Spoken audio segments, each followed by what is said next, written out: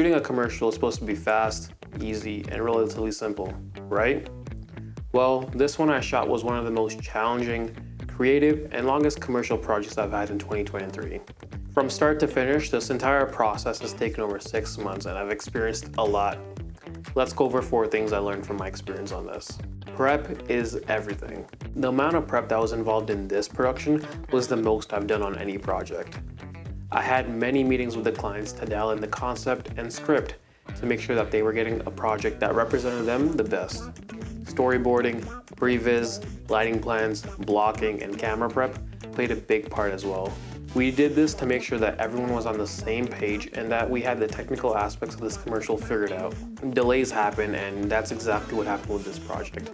It got pushed back by a week, and at first I wasn't too happy. However, I realized now I had an extra week to figure out a bunch of things and fine-tune a bunch of aspects.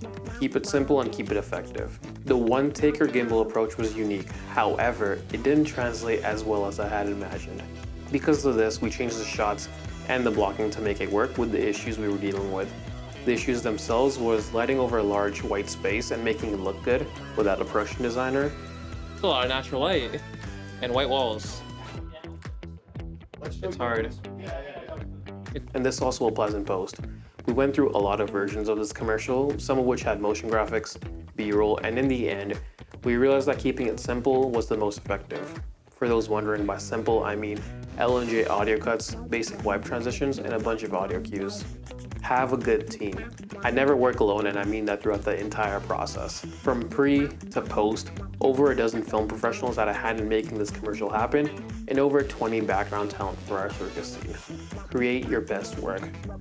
Because of how hectic the shoot day was, some shots were not at the standard I wanted them. This sucks, but making mistakes is the best way to learn, and it's part of the process. Luckily, I was able to reshoot some scenes, and although it wasn't perfect, I was happy with how it turned out. In addition to that, we took our time during post. As I mentioned before, we had a lot of revisions, and the reason for that was so that we put out something that both sides were happy with.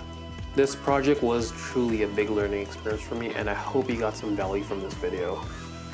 And to end off on a quick note, if you haven't already, make sure to watch the commercial and the BTS video. That's the impressive part right there. I'm doing PTS. This is potato the scenes.